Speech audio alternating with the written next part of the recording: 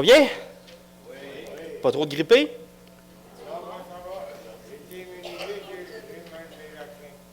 Croyez-le ou non, il y a des gens, là, qui n'ont jamais eu de mal de tête de leur vie. Croyez-le ou non, il y a des gens qui, avoir la grippe, là, ne connaissent pas ça. Du tout, du tout. Il y a des gens aussi qui n'ont jamais eu de gastro de leur vie. Jamais. Ces personnes-là, là, quand on est malade, on ne veut pas les voir. Ça, c'est clair, hein? On ne veut pas les voir parce qu'ils sont là et ils disent, moi, je connais pas ça, ce que tu as, tu sais, je connais. Oui, c'est ça. C'est donc chez vous. C'est un peu fatigant, ça, hein? Mais il n'y a personne sur Terre qui peut dire qu'il jamais a souffert de quoi que ce soit. Puis il n'y a personne sur Terre qui peut dire que jamais va souffrir de quoi que ce soit. Parce qu'on voit dans Romains 8, versets 22-23, j'espère que ça marche. C'est supposé marcher. Je ne veux pas mimer un texte biblique, là.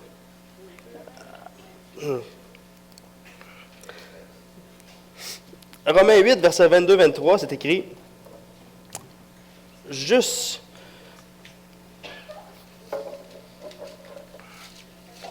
Je pense, Solange, ou Rosanna, je pense que je vais faire ça comme ça. Puis vous allez les changer. Ça marche-tu? Ah, je vais essayer? Ah, c'est plus facile. Super! On touche plus à rien. OK.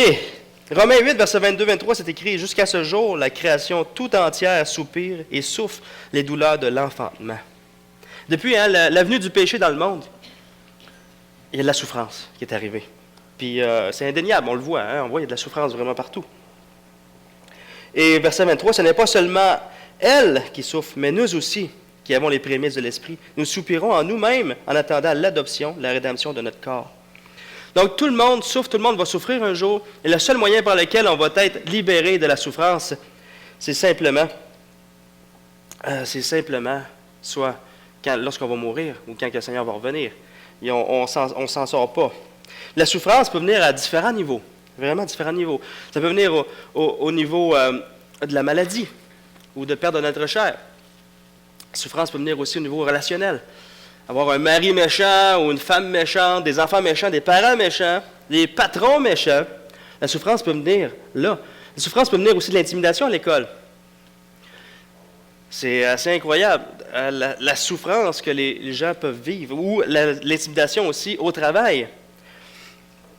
Il y a aussi la souffrance qui est reliée au fait d'être simplement un chrétien, qui est différent des autres. La souffrance de vivre à contre-courant. La souffrance d'être là, puis de vivre parmi un monde qui est plein de péchés, puis de résister au péché. Et des fois, le péché autour de nous semble nous amener à penser qu'on a un besoin. Par exemple, les jeunes à l'école, tous vos amis fréquentent une fille. Mais toi, non. Toi, tu vas attendre celle que le Seigneur veut pour toi. Toi, tu veux te garder pur, tu veux te garder pour celle que le Seigneur a préparée pour toi. Mais là, tu arrives chez vous et tu souffres de solitude et tout ça. Mais tu sais, c'est quand même une souffrance. Mais le péché nous amène à croire un mensonge qu'on a besoin du péché. Et c'est souffrant. On est dans un monde rempli de péchés, puis marcher dans la sainteté, puis persévérer dans la sainteté, c'est un combat de tous les jours. C'est vrai, hein? Dans le monde dans lequel on vit, la souffrance, c'est normal. Mais on a tous des façons différentes de gérer la souffrance. Il y a des bonnes façons, puis des moins bonnes façons de gérer la souffrance. Ce matin, ce qu'on va voir ensemble, c'est que le Seigneur nous amène à briller pour lui. Malgré qu'on est différent des autres, malgré la souffrance, peu importe, nous amener à briller pour lui, puis à persévérer dans la souffrance, à persévérer dans la sainteté, malgré la souffrance, puis la fidélité à Dieu. Donc, de persévérer. Et ce matin, on va voir ça dans 1 Pierre. Vous pouvez tourner dans 1 Pierre 1, versets 21 à 21. C'est ce qu'on va couvrir ce matin. J'aime cette image-là, pendant que vous tournez, parce que ça démontre qui on est. Souvent, au travail, ou souvent à l'école, ou peu importe où ce qu'on est, au magasin, souvent on est la seule personne qui connaît Jésus. Et le Seigneur nous amène, il veut qu'on persévère fidèlement dans la sainteté, malgré tout ce qui se passe autour de nous et malgré la souffrance. Et ce matin, on va voir tout simplement qu'on n'est pas de ce monde, mais on est pour ce monde. On n'est pas de ce monde-ci, mais on est pour ce monde. Et si on regarde 1 Pierre, dans tout le tableau de 1 Pierre, parce que ce matin, on commence une série de 5 messages sur 1 Pierre. Donc, on va tout couvrir 1 Pierre. Et si on brosse ce tableau d'1 Pierre, on va voir ce thème-là qui ressort constamment. On n'est pas de ce monde, mais on est pour ce monde. Et il y a, dans 1 Jean 3,2, c'est écrit, « Bien-aimés, nous sommes maintenant enfants de Dieu, et ce que nous serons n'a pas encore été manifesté. Mais nous savons que lorsqu'il paraîtra, nous serons semblables à lui, parce que nous le verrons tel qu'il est. » Et c'est ce que nous sommes, des enfants de Dieu. Donc, nous, on appartient au monde de Dieu, on appartient au monde céleste. Notre position est en Christ dans le monde céleste, unis à lui par sa résurrection d'entre les morts. Mais on a les 2 pieds sur terre. Donc, on est là, mais on n'est pas encore là. Parce que le Seigneur nous laisse ici pour le monde, pour rendre témoignage de qui Dieu est. Donc, on n'est vraiment pas de ce monde, on est pour le monde. Et dans 1 Pierre, c'est ce qu'on voit tout le long de 1 Pierre. Mais comment en arriver à vivre et à persévérer malgré la souffrance? C'est ça que Pierre va nous montrer ce matin. Dans 1 Pierre, l'apôtre écrit aux chrétiens qui sont dispersés un peu partout dans le territoire de la Turquie d'aujourd'hui. Okay? Aujourd'hui, la Turquie est ici, en bas de la mer Morte. Mais ça, c'est tout l'Empire romain du temps de Pierre. Okay? C'est un gros empire. Rome est ici. Et Pierre écrit aux chrétiens qui sont en Turquie en ce moment, qui sont dans le Pont, la Galatie, la Cappadoce, l'Asie, la Bithynie. C'est là. Toutes ces églises-là se trouvent là, en Turquie. À l'époque, excusez, quand Pierre écrit cette lettre-là, c'était à peu près dans les années 62-64 après Jésus-Christ. Et c'était soit juste avant une immense persécution terrible qu'il y avait eu envers les chrétiens, ou bien juste pendant cette immense persécution-là. C'est que sous l'empereur Néron. Okay? Néron, vous avez entendu parler sûrement. Excusez-moi.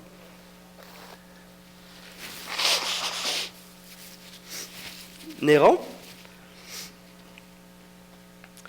était un personnage vraiment, était une personne vraiment méchante, très très méchante. Et lui, il avait une soif énorme de construction, de bâtir, de laisser sa trace dans l'Empire romain. Vraiment, là, que les gens se souviennent de lui des générations et des générations. Bien, ça marchait, hein, puisqu'aujourd'hui, je vous parle de lui. Et Néron, un jour, dans cette soif-là de construire, de bâtir, il a mis le feu à Rome. Il a mis le feu à Rome. Et Rome a été détruite, en grande partie. Et il y a eu plein de morts parmi les Romains. Et toute la culture romaine, les héritages que les gens avaient légués aux enfants, tout ça avait brûlé dans l'incendie. Les temples d'idoles avaient brûlé. Les idoles familiales avaient brûlé aussi. Donc, le peuple était dans la désolation complètement. Les Romains étaient dans la désolation. Et il y a une rumeur qui courait que c'était Néron qui avait mis le feu à Rome. Et là,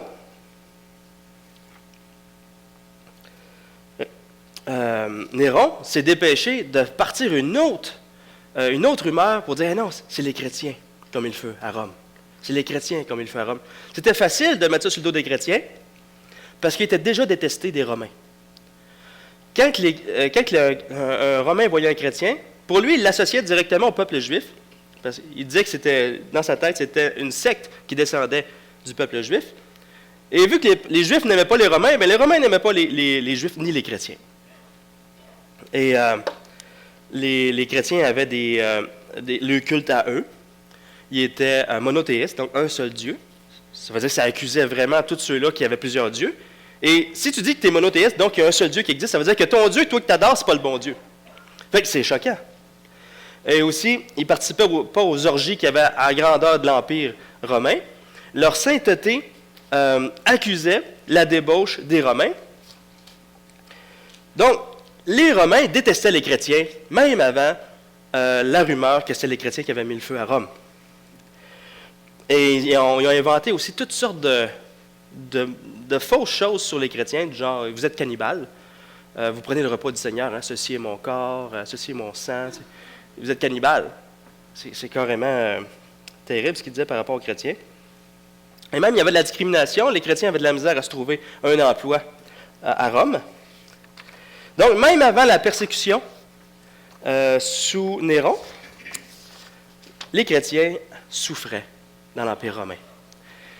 Mais pendant la persécution sous Néron, c'était assez incroyable ce qu'ils vivaient les chrétiens. Ils étaient jetés au lion, au Colisée. Ils étaient brûlés vivants à Rome. Et il y a une époque, un certain temps, où il y avait tellement de chrétiens qui brûlaient que ça éclairait Rome la nuit.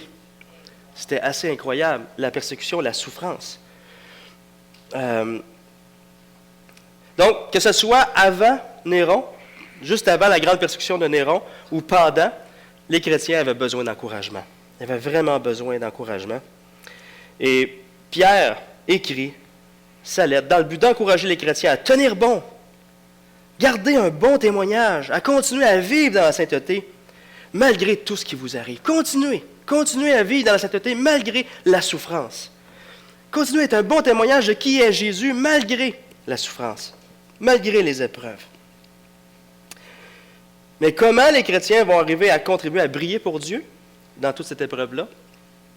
C'est vraiment la question. Donc, on va lire, 1 Pierre 1, versets 1 à 21. 1 Pierre 1, versets 1 à 21. Pierre, apôtre de Jésus-Christ, à ceux qui sont étrangers et dispersés dans la Pont, la Galatie, la Cappadoce, l'Asie et la Bithynie, comme je disais tantôt la Turquie d'aujourd'hui, et qui sont élus selon la prescience de Dieu le Père, par la sanctification de l'Esprit, afin qu'ils deviennent obéissants, et qu'ils participent à l'aspersion du sang de Christ. Que la grâce et la paix vous soient multipliées. Béni soit Dieu, le Père de notre Seigneur Jésus-Christ, qui, selon sa grande miséricorde, nous a régénérés pour une espérance vivante, par la résurrection de Jésus-Christ entre les morts. Pour un héritage qui ne peut ni se corrompre, ni se souiller, ni se flétrir, il vous est réservé dans les cieux. À vous qui, par la puissance de Dieu, êtes gardés par la foi pour le salut, prêt à être révélé dans les derniers temps, c'est là ce qui fait votre joie. Quoique maintenant, puisqu'il le faut, vous soyez attristés pour un peu de temps en diverses épreuves, afin que l'épreuve de votre foi, plus précieuse que l'or périssable, qui cependant est éprouvé par le feu, ait pour résultat la louange, la gloire et l'honneur lorsque Jésus-Christ apparaîtra. Vous l'aimez sans l'avoir vu, vous croyez en lui sans le voir encore, vous réjouissant d'une joie merveilleuse et glorieuse, parce que vous obtiendrez le salut de vos âmes pour prix de votre foi. Les prophètes qui ont prophétisé touchant la grâce qui vous était réservée ont fait de ce salut l'objet de leur recherche et de leur investigation.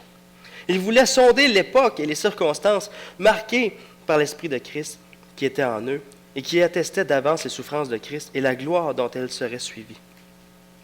Il leur fut révélé que ce n'était pas pour eux-mêmes, mais pour vous qu'ils étaient les dispensateurs de ces choses, que vous ont annoncé maintenant ceux qui vous ont prêché l'Évangile par le Saint-Esprit, envoyé du ciel, et dans lequel les anges désirent plonger leur regard. C'est pourquoi saignez les reins de votre entendement, tout simplement, tenez-vous prêts. Soyez sobres, ayez une entière espérance dans la grâce qui vous sera apportée lorsque Jésus-Christ apparaîtra. Comme des enfants obéissants, ne vous conformez pas aux convoitises que vous aviez autrefois, quand vous étiez dans l'ignorance. Mais puisque celui qui vous a appelé est saint, vous aussi soyez saints dans toute votre conduite. Selon qu'il est écrit, vous serez saints, car je suis saint. Et si vous invoquez comme Père celui qui juge selon l'œuvre de chacun, sans favoritisme, conduisez-vous avec crainte pendant le temps de votre séjour sur la terre. Vous savez que ce n'est pas par des choses périssables, par de l'argent ou de l'or que vous avez été rachetés, de la vaine manière de vivre que vous aviez hérité de vos pères, mais par le sang précieux de Christ, comme d'un agneau sans défaut et sans tache. prédestiné avant la fondation du monde, il fut manifesté à la fin des temps à cause de vous. Par lui, vous croyez en Dieu, qu'il a ressuscité des morts. Il lui a donné la gloire, en sorte que votre foi et votre espérance reposent sur Dieu. Il y a beaucoup de choses dans ce texte-là. Vraiment beaucoup, beaucoup de choses. Mais aussi, il y a beaucoup de choses qui peuvent heurter notre façon de voir la souffrance. Par exemple, versets 6 et 7. Je vais vous le lire avec le ton que je l'ai vu la première fois. Okay? C'est là ce qui fait votre joie, quoique maintenant, puisqu'il le faut, vous soyez attristés pour un peu de temps par diverses épreuves. Afin que l'épreuve de votre foi, plus précieuse que l'or périssable, qui cependant est éprouvé par le feu, ait pour résultat la louange, la gloire et l'honneur lorsque Jésus-Christ apparaîtra.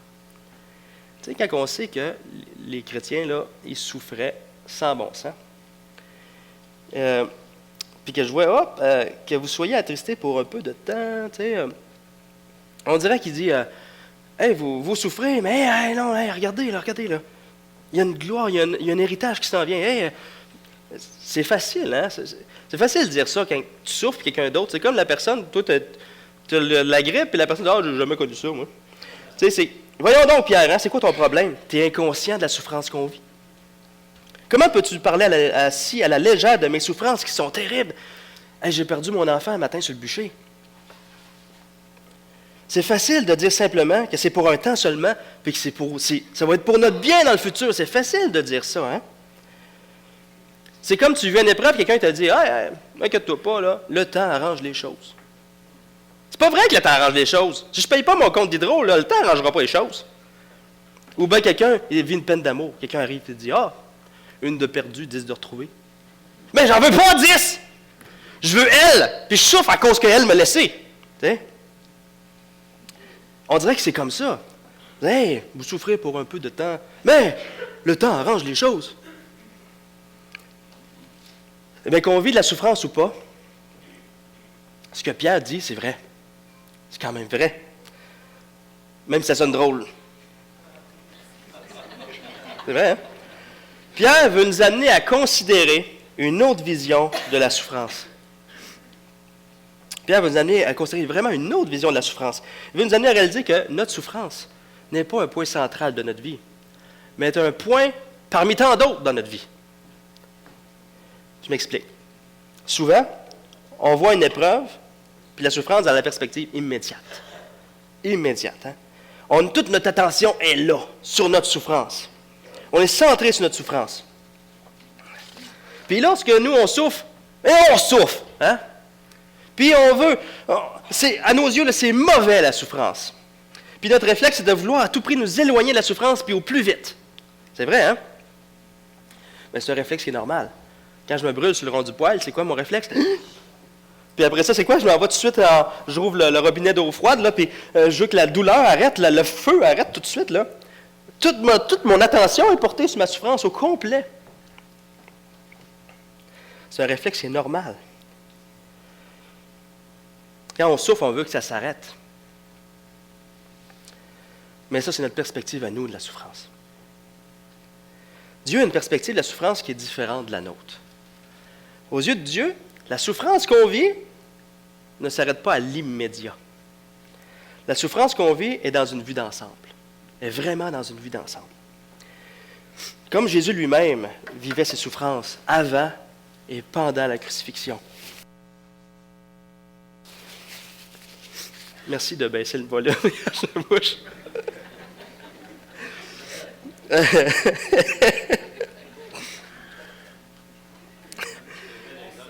Oui, la souffrance. Donc Jésus voyait sa souffrance à lui dans une perspective, dans une vue d'ensemble. La vue d'ensemble qu'au travers de sa mort, il glorifierait le Père. Et au travers de sa résurrection, que Dieu le glorifierait. Puis il serait assis à la droite du Père. Il voyait toute cette gloire-là. Puis il voyait aussi sa souffrance et sa mort, selon la perspective qu'il y aurait des centaines, qu'il y aurait des milliards de chrétiens, de personnes qui seraient sauvées au travers des siècles, puis au travers des pays. Il voyait sa souffrance dans cette perspective-là. Et il voyait sa souffrance à lui, Jésus, dans la perspective que ces milliards de personnes-là vont rendre gloire à Dieu pendant l'éternité, pour toute l'éternité, à cause qu'il nous a tellement aimés qu'il a envoyé son Fils. Donc Jésus voyait la souffrance, sa souffrance à lui, dans cette perspective-là. Mais nous, dans notre souffrance, que nous on voit dans l'immédiat puis qu'on veut s'en sortir tout de suite, Jésus la voit aussi dans une perspective, dans un grand tout. Il voit ça dans une grande vue d'ensemble. Ça sert à quelque chose. Nos souffrances, mais on le sait que les chrétiens et les non-chrétiens souffrent. On le sait, ça. Et Pierre veut nous amener à, nous, quand on est dans la souffrance, on reste fidèle. On continue à adorer Dieu. On continue à avoir les yeux fixés sur Dieu. Un non-chrétien va souffrir, qu'est-ce qu'il va faire? Il va balayer tout, il va aller virer une brosse, il va dire, non, je ne sais pas. Mais Pierre veut nous amener à, quand on souffre, non, on est un bon témoignage de Jésus-Christ. Donc, on voit que notre souffrance sert à quelque chose. Puis on l'a vu, ça nous amène, l'objectif, c'est de nous amener à rester fidèles à Dieu. Que peu importe la souffrance, on reste fidèle à Dieu. On a lu ça dans les versets 14 à 17. On les voit dans les versets 14 à 17. Que malgré la souffrance, on persévère. Malgré la souffrance, on persévère dans l'amour pour Dieu, puis dans l'amour pour son prochain. Ça, on va voir ça plus tard dans l'Épître. Puis, de persévérer malgré la souffrance va faire que les gens qui vont nous regarder, ça va leur démancher, puis ils vont dire, mais c'est quoi ça? Puis, comment ça? Il y a quelqu'un de plus grand que toi qui t'amène à vivre, à passer au travers de cette souffrance-là sans faire de niaiserie, puis en restant dans la sainteté, puis en gardant ton Dieu. Et c'est ce qu'on va voir dans 1 Pierre 3,15, qui est un des versets centrales de cette épître-là, qui dit « Soyez prêts de rendre compte de l'espérance qui est en vous. » Les gens voient l'espérance qui est en toi par ta persévérance, malgré l'épreuve. Et tout ça, j'étudiais ça cette semaine, puis pour le message ce matin, puis là, je voyais l'épître dans son ensemble. Je n'ai jamais compris un Pierre comme ça. Puis, ça m'a fait penser à M. Peterson. Ça vous dit quelque chose, M. Peterson? C'est un conférencier qu'on a fait venir il y a peut-être 7-8 ans, dans les conférences du Réveil. Et M. Peterson racontait qu'il était missionnaire en Afrique. Et qu'un jour, il devait se rendre.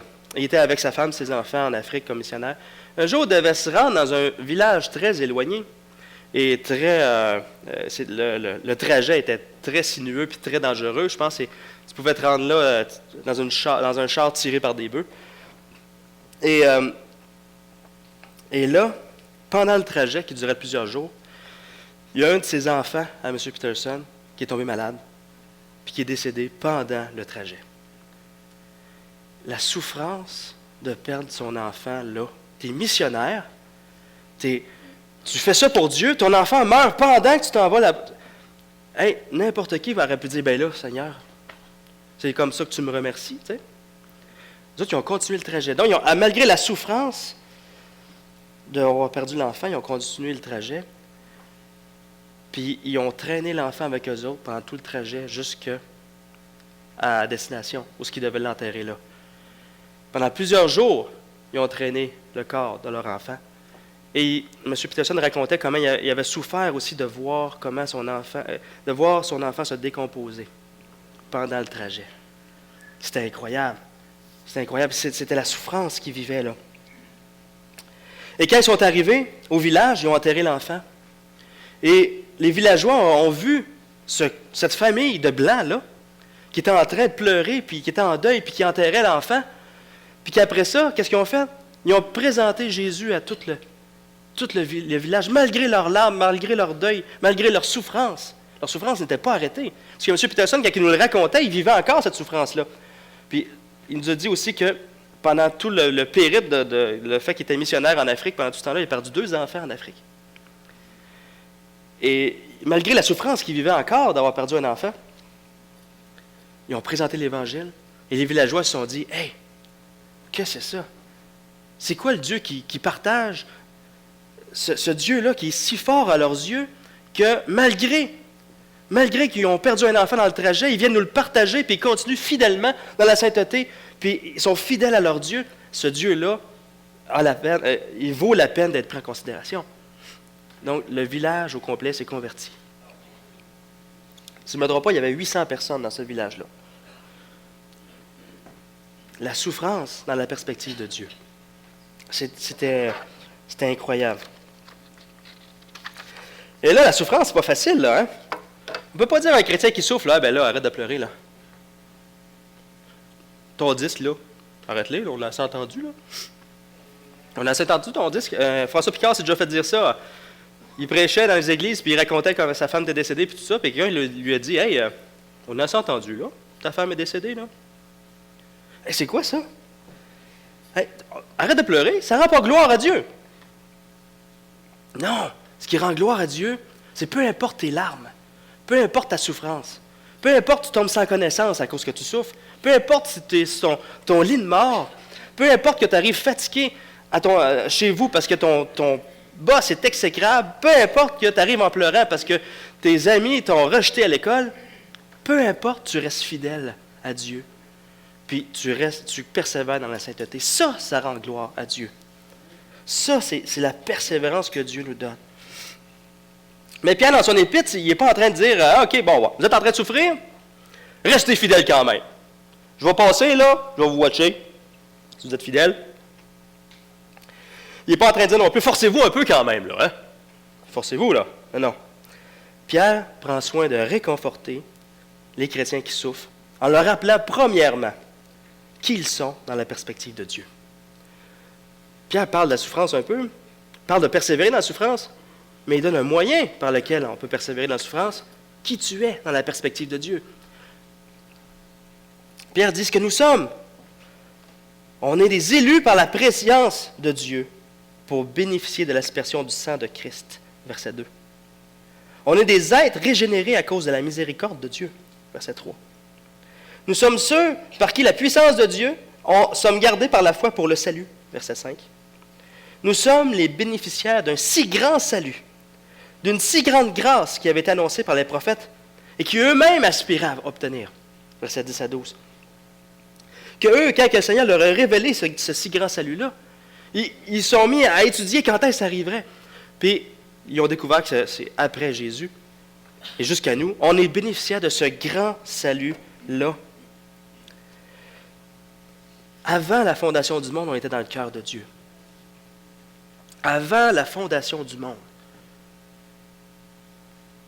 De notre vie, le Seigneur sait exactement ce qu'on vit. Donc, on est bénéficiaire d'un si grand salut il était tellement grand, ce plan-là de sauvetage, que Dieu a mis toute son attention sur ce plan-là dans toute l'histoire de l'humanité, même avant la fondation du monde. Donc, Pierre dit, « Hey, vous n'êtes pas rien, vous êtes des élus. Vous êtes des enfants de Dieu qui vivez dans ce monde céleste-là. » Et c'est là qu'on voit que... Oups, ça ne marche plus. C'est là qu'on voit qu'au verset 6, c'est là qui fait votre joie. Quoique maintenant, puisqu'il le faut, vous soyez attristés pour un peu de temps par diverses épreuves. Donc la joie, malgré l'épreuve, se retrouve dans notre salut. Que Dieu a préparé d'avance, que Dieu nous a placés là, que Dieu nous a sauvés, que notre cas est réglé à nous. Et ça me fait rire, ça, notre cas est réglé à nous. Quand mon grand-père est décédé, juste avant qu'il décède, je parlais avec lui, puis j'avais jamais eu une conversation avec lui sérieuse. Mon grand-père, c'est lui qui lançait des clémentines, là. Ceux qui s'en souviennent. J'avais jamais eu une conversation sérieuse avec lui, mais la dernière fois que j'y ai parlé, on avait jasé de l'Évangile ensemble et tout ça, puis à la fin de la conversation, il m'a dit, c'est ça qui est vrai. C'est par la foi qu'on est sauvé. C'est une grâce de Dieu, par le moyen de la foi, puis c'est ça qui est vrai, puis je veux que tu dises ça à tout le monde. Il m'avait dit ça. J'arrive à la funéraille. Je n'avais pas préparé de parler. Mon oncle qui dit « François, tu vas t'occuper de la funéraille, tu vas... » Et je raconte ça. Puis je pointais à mon grand-père qui était décédé. Je dis « Son cas, lui, est réglé. » Nous, maintenant, on fait partie de ce salut-là.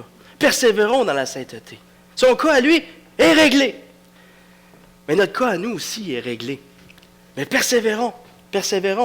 Et Paul, mais Pierre, non seulement il nous rappelle notre identité en Christ, mais il nous rappelle que ce salut-là à ce salut-là est joint quelque chose de vraiment spécial, qui est une espérance une espérance vivante.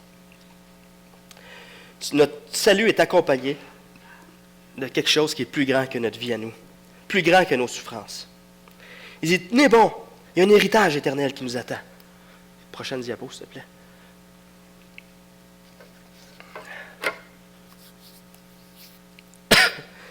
Tenez bon, il y a un héritage éternel qui nous attend. On voit au verset 4, c'est un héritage qui ne peut ni se corrompre, ni se souiller, ni se flétrer. Les fleurs y faneront jamais. Il nous est réservé dans le ciel, cet héritage-là. Il nous est réservé. Hey, c'est pas rien, là. Il est réservé. Avez-vous déjà eu une réservation dans un avion? Quand vous arrivez là, vous n'attendez pas à dire ah, ben, vous avez plus de place dans l'avion. Non, j'avais une place réservée. C'est sûr que tu embarques dans l'avion.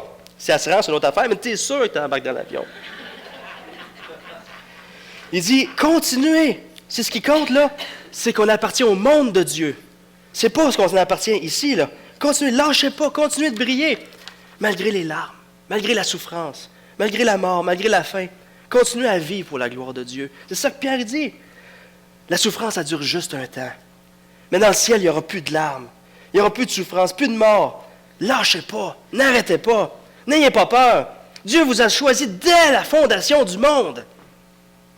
Il n'y a rien qui va vous enlever ce si grand salut. Il n'y a rien. Vous êtes là. C'est là votre vraie patrie. Vous n'êtes pas de ce monde. Vous êtes pour ce monde. Pour que d'autres viennent aussi à Christ. Malgré vos souffrances. Continuez à payer le prix. Que le Seigneur puisse se glorifier au travers de vous. Continuez à payer le prix. C'est...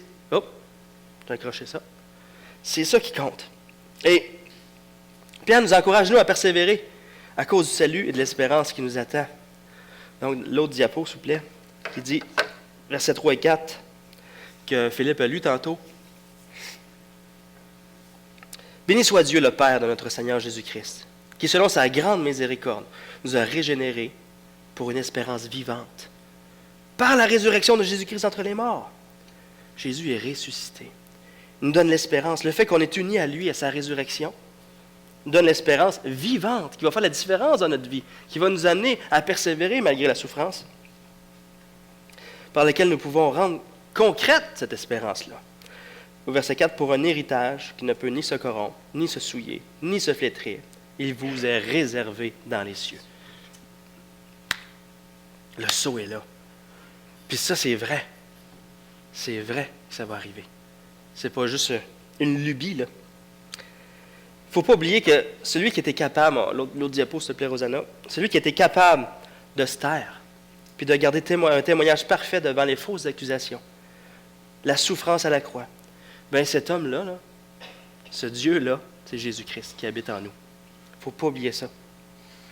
Lui qui était capable de résister, lui qui a gardé un bon témoignage jusqu'à la fin, habite en nous. On a besoin de la grâce de Dieu pour nous amener à saisir par la foi sa puissance, sa patience, sa bonté, sa persévérance, pour nous amener à briller pour la gloire de Dieu. Puis saisissons notre consolation, parce que, je ne sais pas si on va avoir du temps tantôt, mais Normand, il a entendu quelque chose. Présentement, il y a des églises qui se brûlent, des églises évangéliques qui se brûlent dans quel pays? Au Niger. Et les gens sont là et ils disent « Hey, persévérons! On n'est pas à l'abri du tout de persécution. » Mais que le Seigneur nous amène dans l'épreuve à réaliser qu'on est en Christ. On est unis à lui. On fait partie de son salut. On est à l'intérieur de lui. Puis que c'est la vie éternelle qui compte. On n'est vraiment pas de ce monde, mais on est pour ce monde. Que le Seigneur nous amène à réaliser cette phrase-là. On n'est pas de ce monde, mais on est pour ce monde. On va prier.